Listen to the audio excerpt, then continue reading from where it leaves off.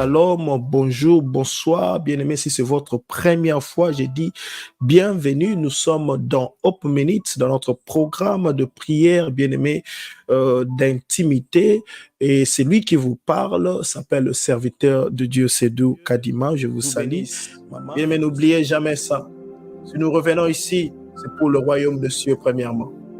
Le royaume, premièrement. Le royaume de cieux, premièrement. Est-ce qu'on est là? Écrivez avec moi Genèse chapitre 15, le verset 5. Écrivez toutes les références, bien-aimés, et quand l'Éternel vous donnera le temps, vous pouvez bien lire cela parce que cela fait partie, bien-aimés, de l'enseignement. Et aussi, je sais que je crois aussi que l'Éternel va encore vous bénir abondamment. Genèse 15, 1 à 5. Nous aurons aussi Romains chapitre 8, 14 à 17. Luc 12, 32. Et nous avons aussi Jean chapitre 10, le verset 28. Jean 10, 28. Et je vous donnerai aussi Jean 14, 16 à 17. Si quelqu'un a pu écrire ça, partagez avec les autres dans le commentaire. Alors, nous allons commencer avec le livre de Genèse 15, 1 à 5. Après ces événements, la parole de l'Éternel fut adressée à Abraham dans une vision. Et il dit, Abraham, ne crains point, je suis ton bouclier et ma récompense sera très grande. Abraham répondit, Seigneur éternel, que me donneras-tu? Je m'en vais sans enfant. Et l'héritier de ma maison, c'est Eliezer de Damas. Et Abraham dit, voici, tu ne m'as pas donné de postérité. Et celui qui est né dans ma maison sera mon héritier. Alors la parole de l'Éternel lui fit adresser ainsi. Ce n'est pas lui qui sera ton héritier, mais c'est celui qui sortira de tes entrailles qui sera ton héritier. Et après l'avoir conduit dehors, il dit, regarde vers le ciel et compte les étoiles. Et si tu peux le compter, et il lui dit, telle sera ta postérité. Amen. Romains chapitre 8, le verset 14 à 17. Car tous ceux qui sont conduits par l'Esprit de Dieu sont fils de Dieu. Et vous n'avez point reçu un esprit de servitude pour être encore dans la crainte, mais vous avez reçu un esprit d'adoption par lequel nous crions Abba, Père. L'Esprit lui-même rend témoignage à notre esprit que nous sommes enfants de Dieu. Or, si nous sommes enfants, nous sommes aussi héritiers. Héritiers de Dieu et co-héritiers de Christ. Si toutefois nous souffrons avec lui, afin d'être glorifiés avec lui. Amen. Éternel, mon Dieu, je prie que cette parole puisse trouver une place. Yahweh, nous sommes ici afin que ta parole puisse nous purifier, nous sanctifier, nous éclairer, nous donner le salut et nous ramener vers toi. Que ta parole, Seigneur, puisse être propagée avec la puissance, Seigneur, de ta parole selon toi, afin que ton peuple puisse être, Seigneur, libéré pour te glorifier encore ce soir au nom de Jésus. Père, je prie, viens nous parler, viens nous toucher et viens glorifier ton Seigneur. Au nom de Jésus. Amen, amen, amen. Je serai pour vous un père et vous serez mes fils et mes filles. Troisième partie. L'Éternel recherchait à élargir son royaume, avoir de fils et de filles auprès de lui pour régner avec lui dans son royaume. Telle était la volonté de l'Éternel depuis la création. Mais bien aimé, il s'est fait qu'il y a eu des combats, il y a eu des embuscades, ce qui a fait que, bien aimé, le plan de Dieu n'a pas pu continuer tel que l'Éternel le voulait. En commençant avec Adam qui n'a pas pu résister devant l'ennemi, mais dans son amour, l'Éternel voulait toujours accomplir sa volonté, faire de sorte que l'homme puisse revenir à lui et que l'homme puisse lui appartenir, vivre avec lui dans sa famille comme son enfant. C'est ainsi que l'Éternel a commencé cette recherche, il a commencé ce processus avec les enfants d'Israël et on connaît tous l'histoire, bien aimé, de comment est-ce que ça a évolué avec les enfants d'Israël. Cela n'a pas vraiment abouti à la volonté de Dieu. Dieu a toujours voulu que sa relation avec toi puisse être une relation entre père et enfant. Bien aimé, on ne doit pas confondre. Dieu recherche des enfants pour le royaume. Dieu ne cherche pas des serviteurs pour le royaume. Non. Dieu cherche des enfants pour le royaume. Lorsque le Christ a dit, je m'en vais pour préparer une place, la place que le Seigneur Jésus-Christ est allé préparer, bien aimé, c'est pour les enfants. Seulement, la réalité s'efface. Dans le royaume, les enfants de l'Éternel ont droit aussi de participer à la mission du royaume. Ainsi, les enfants peuvent devenir des serviteurs. C'est comme si vous avez une entreprise. Et dans votre entreprise, évidemment, bien aimé, vous allez aussi laisser vos enfants prendre part, gérer les affaires, ainsi de suite. C'est comme ça aussi que ça se passe avec Dieu. Dieu cherche des enfants et des enfants qui peuvent travailler pour le royaume et ainsi élargir le royaume. Lorsqu'on a commencé à parler, bien aimé, de ce sujet, j'avais dit il y a deux éléments très importants. Il y a un élément qui s'appelle l'élément de l'adoption et le deuxième élément qui suit l'adoption, c'est l'élément de l'héritage. Lorsque nous parlons de l'adoption, j'ai dit l'adoption avec Dieu commence avec l'amour de Dieu. Dieu a manifesté l'amour, quand bien même que toi tu étais dans le péché, mais Christ s'est donné à la croix. Il a pris ta place afin que l'amour puisse se manifester et que le chemin de la grâce puisse s'ouvrir pour que toi, tu puisses avoir l'opportunité de redevenir son enfant ou de devenir son enfant. Ainsi, ce processus d'adoption commence avec l'amour de Dieu. Et dans l'amour de Dieu, on voit la réconciliation. Parce que, bien aimé, l'homme était séparé de Dieu à cause du péché. Et le péché a apporté de condamnation. Alors, pour enlever ces condamnations qui séparaient l'homme de Dieu, Dieu savait qu'il fallait aussi établir ou bien ouvrir un autre chemin, une autre possibilité qui s'appellera la réconciliation. C'est-à-dire que celui qui veut devenir enfant de Dieu doit apprendre à reconnaître son péché, reconnaître son mal, afin que l'Éternel puisse t'accueillir dans sa famille. Pourquoi tu dois reconnaître ton mal? Parce que, bien aimé, tu as été soumis au mal qui était entré dès par Adam à partir du jardin. Le mal t'avait été déjà imputé. Tu vivais, tu naissais avec le mal et tu vivais avec le mal, séparé de Dieu. Et par le mal, le condamnation. Ainsi, avec de condamnation, tu ne peux pas seulement devenir enfant de Dieu comme ça, sans ce processus de la réconciliation. C'est-à-dire, bien aimé, on doit apprendre à se réconcilier avec Dieu. Si tu n'as pas encore donné ta vie à Jésus, tu dois apprendre à ouvrir ton cœur et à donner ta vie au Seigneur Jésus, afin que toi, tu puisses être sauvé et devenir un enfant de Dieu. Et après, bien aimé, lorsque tu es réconcilié, pour maintenant être reconnu comme enfant officiel dans la maison, il faut que l'Esprit puisse habiter en toi. Il faut que, bien aimé, l'Esprit puisse témoigner de toi. Romains chapitre 8, le verset 14 à 17 nous fait voir que celui qui n'a pas son esprit ne lui appartient pas. Pour être appelé enfant de Dieu, bien aimé, il faut que l'Esprit puisse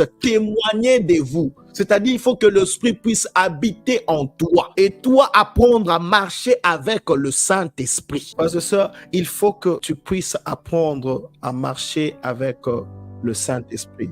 Ainsi, tu es reconnu enfant. Mais ce soir, il veut que je puisse, bien aimé, partager quelque chose avec toi. Bien aimé, tu sais, lorsque tu deviens maintenant enfant, tu sais ouvrir ton cœur à l'Éternel, tu sais t'efforcer à demeurer dans la parole de Dieu et marcher avec son Esprit Saint. Il y a une part du travail que l'Éternel doit faire pour toi. Rappelez-vous, frères et sœurs, j'ai dit, lorsqu'il dit « je serai pour toi un père », il s'agit d'un engagement que le Seigneur te donne, un engagement que le Seigneur prend pour toi. C'est aussi, frères et sœurs, une promesse qu'il te donne pour te dire que je serai, je veux être, je ferai de mon mieux pour que toi tu puisses être mon enfant et que moi je puisse être ton père. D'où l'Éternel prend l'engagement d'ouvrir un chemin, bien aimé, et aussi te donner une promesse que cela va s'accomplir. Dieu a appelé Abraham. Nous sommes dans Genèse, le chapitre 15. Dieu a appelé Abraham. Abraham n'avait pas d'enfant. Et la réalité, c'est que sa femme aussi était stérile. Elle ne pouvait pas lui donner des enfants. Et Abraham connaissait que Sarah est stérile et elle ne peut pas me donner des enfants. C'est pourquoi lorsque Abraham parle à l'Éternel, il dit, Seigneur éternel, que me donneras-tu? Je m'en vais sans enfant. Et c'est lui qui est dans ma maison. Eliezer, c'est lui qui sera mon héritier. Il n'est pas mon sang, mais parce qu'il vit dans ma maison, il sera mon héritier. L'Éternel lui dit, non, ça ne marchera pas.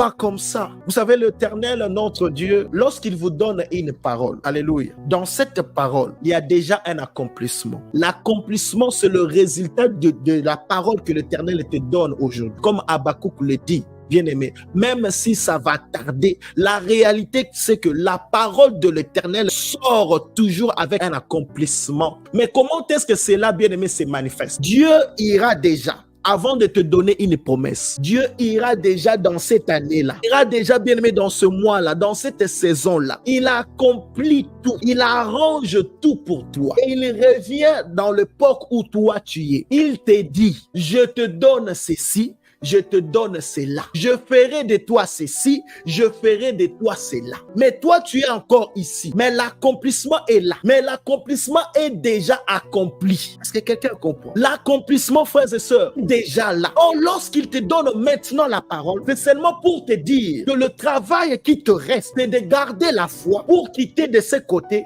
et arriver ici où l'accomplissement t'attend. Alléluia, peuple de Dieu. Où l'accomplissement t'attend. Lorsque nous parlons de l'héritage, lorsque nous parlons des héritiers de Dieu, frères et sœurs, l'héritage que Dieu va nous donner est déjà là. L'héritage existe déjà. L'héritage, bien-aimé, a déjà été préparé pour toi. L'héritage n'est pas quelque chose qui viendra, non. L'héritage est déjà là. Mais le problème, c'est de toi de quitter ici et d'aller vers l'héritage et saisir l'héritage. L'Éternel voulait que Abraham puisse comprendre cela. Il a dit à Abraham, non, tu auras un enfant qui viendra de toi et qui sera ton héritier. Et cet enfant ne sera pas seulement un enfant, mais toi, tu seras le père de toutes les nations. Mais Abraham ne comprenait toujours pas. Il a dit à Abraham, viens, allons dehors, viens avec moi, allons dehors. Il lui dit, Abraham, regarde aux cieux. Qu'est-ce que tu vois? Abraham dit à l'Éternel, je vois des étoiles. L'Éternel lui dit, est-ce que tu peux compter ces étoiles? Frères et sœurs, est-ce que toi, tu peux compter les étoiles? Imaginez que l'Éternel puisse t'amener dans cette forme d'exercice. Je ne sais pas, qu'est-ce que toi, tu diras? Qu'est-ce que toi, tu feras? L'Éternel dit à Abraham, compte les étoiles si tu peux. Abraham regarde et c'est là où il se rend compte que non, ce que l'Éternel est en train de parler, c'est une grande chose. Et je ne dois pas limiter premièrement ma vision. C'est que l'Éternel a enseigné à Abraham à ces moments-là. C'était pour lui dire la première des choses. Quand je dis je vais te donner, je vais t'élever, ne limite pas la vision. Laisse que ta vision puisse aller, bien-aimé. Donc, et que ne moussika. Que l'Éternel lui dit, compte les étoiles. Bien-aimé, Abraham ne pouvait pas compter les étoiles. Et l'Éternel a dit, telle sera ta postérité. Et pour l'Éternel, mon frère, ma soeur, cela était déjà accompli. Cela était déjà, bien-aimé, manifesté dans le spirituel. C'était déjà accompli. Abraham devrait seulement croire à cela. Abraham devait seulement persévérer dans cela. Marcher dans cette confiance jusqu'à arriver là-bas. Mais regardez avec moi, l'Éternel appelle Josué. Il dit à Josué, tu vois Jéricho là-bas. Je te livre Jéricho. Mais à ces moments-là, mon frère, ma soeur, Jéricho était bien barricadé. La Bible dit, il y avait une longue, très grande muraille qui protégeait Jéricho. Et Josué a regardé. Il s'est dit, mais l'Éternel dit qu'il nous donne Jéricho. Mais lui-même, l'Éternel dit que vous n'allez pas utiliser des armes, vous n'allez pas utiliser des marteaux, vous n'allez pas utiliser des birins, rien. Seulement faire des tours. Est-ce que vous pouvez vous imaginer? Pourquoi? Parce que dans le spirituel, l'Éternel lui-même avait déjà écrasé Jéricho pour Josué. Pour montrer maintenant sa grandeur, son autorité,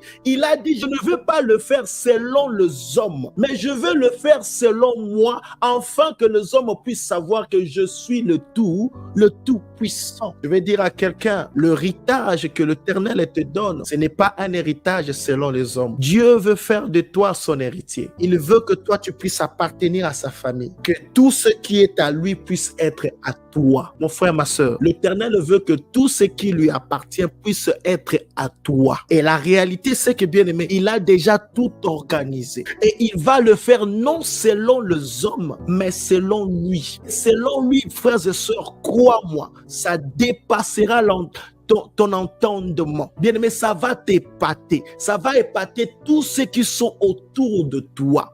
Parce que cela montrera que réellement, il est Dieu. Ainsi, il ne veut pas que toi, tu puisses t'approcher de lui avec, bien aimé, une réflexion humaine. Ce matin, frères et sœurs, l'Éternel m'a dit ceci. C'est ici où je vais m'arrêter pour ce soir. Le premier héritage que l'Éternel te donne, bien-aimé, c'est son esprit. Écris avec moi. Le premier héritage que l'Éternel te donne, c'est son esprit. Jean 14, 16 à 17. Le premier héritage que l'Éternel te donne, c'est son esprit. Vous savez, lorsque la Bible parle du don du Saint-Esprit, le Saint-Esprit, frères et sœurs, c'est une grâce immense de la part de Dieu. Parce que sans le Saint-Esprit, toi, tu ne peux même pas être reconnu comme enfant. Sans le Saint-Esprit, bien-aimé, tu ne peux même pas prier Dieu. Mais après, l'Éternel m'a dit, un autre héritage qu'il te donne, c'est le royaume de cieux. Luc 12, 32. Le royaume de cieux. Luc 12, 32. Le troisième, frères et sœurs, il dit la vie éternelle. Jean 10, 28. La vie éternelle, Jean 10, 28. Mais qu'est-ce que l'Esprit m'a dit? Il m'a dit, c'est d'où quand tu vas citer ces éléments, ils penseront que ce sont seulement des choses imaginaires parce qu'ils ne peuvent pas voir cela, parce qu'ils ne peuvent pas encore toucher cela. Et c'est là où il y a le problème, parce qu'ils se laissent limiter par la réflexion humaine. Ils se laissent limiter par ce que le monde leur offre, ce que leur nature corruptible leur donne, mais ce qu'ils doivent connaître, et ce que moi je prie que mon frère, toi, ma sœur, tu puisses comprendre, le Saint-Esprit, le royaume de cieux, la vie éternelle, ce sont là les héritages qui fera de toi un enfant glorieux sur la terre, reconnu à cause du sang de Jésus et qui vivra éternellement avec lui à cause, bien-aimé, de son amour. Est-ce que quelqu'un a compris? Bien-aimé, ça m'a fait tellement du mal, la manière dont l'Esprit me parlait ce matin. Il m'a dit, même si tu insistes, peu vont comprendre, beaucoup ne comprendront pas. Peu vont accepter, beaucoup n'accepteront pas. Pourquoi? Parce que nous sommes dans cette période où le monde, les hommes ont la démangeaison de la parole de vérité et ils s'accrochent à des philosophies, à des choses qui font plaisir à leurs oreilles. Mais ils oublient que le salut appartient à Jésus-Christ. Le salut sans le Saint-Esprit n'existe pas. Et le royaume de cieux, c'est ce qui te permet d'être reconnu comme un enfant de Dieu. Et le royaume de cieux, c'est ce que le Père te donne, qui est plus grand que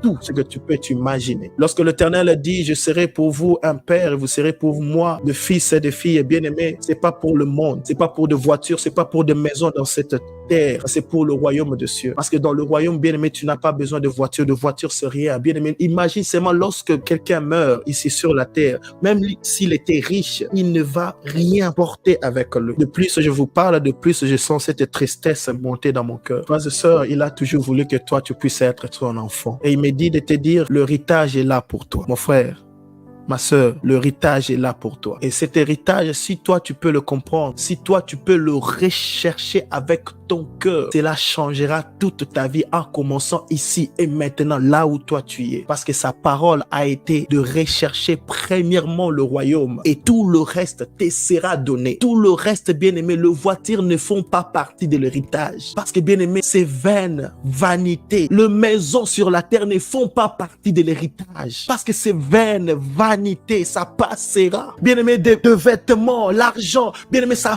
ne fait pas partie de l'héritage. Ça fait partie des bonus, bien aimé.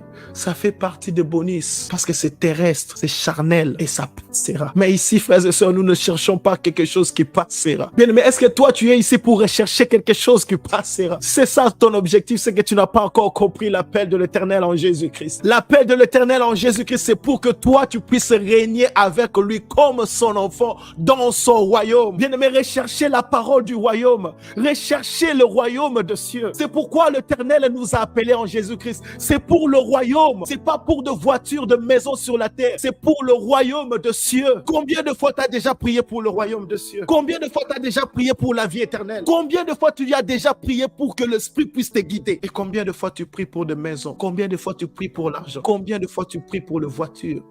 Je prie que le Seigneur puisse nous aider. Bien-aimé, le monde ne nous aime pas. Bien-aimé, le diable ne t'aime pas. Le monde ne t'aime pas. Tout ce que le monde te donne, le monde te montre, ce ne sont que spectacles, des choses corruptibles qui vont seulement t'amener à la mort. Recherche la volonté de Dieu. Tu as été appelé à être un enfant de Dieu. Mon frère, ma sœur, tu as été appelé à être un enfant de l'Éternel de ce monde.